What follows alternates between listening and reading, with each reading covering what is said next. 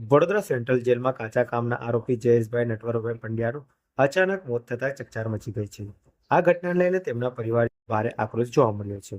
મળતી માહિતી અનુસાર જયેશભાઈ પંડ્યાની ધરપકડ વડોદરાના વરણામા પોલીસ મથકમાં બે કામદારોના મોતના કેસમાં નોંધાઈ હતી, જેમાં બેદરકારીના કારણે સાપરાત માનવવધનો ગુનો દાખલ કરવામાં આવ્યો હતો. તેમને બાદમાં જેલ હવાલે કરવામાં આવ્યો હતો. જયેશભાઈ શહેરના સુભાન પાર્ક સોસાયટી હરની રોડ નિવાસી હતા અને 5 માર્ચ 2026ના રોજ જેલમાં આવ્યા હતા.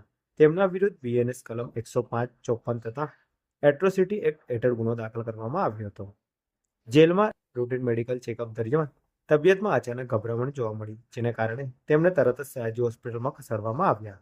ત્યાં તબીબોએ તેમને મૃત જાહેર કર્યા. આ ઘટનાએ પરિવારજનોમાં રોષ અને આક્રોશ ફાટી કાઢ્યો છે. પરિવારજનોનો આક્ષેપ છે કે તેમનો કેસ ખોટી રીતે દાખલ કરવામાં આવ્યો હતો અને જેલમાં થયેલ આ મોતના કારણે તેઓ અત્યંત રોષિત છે.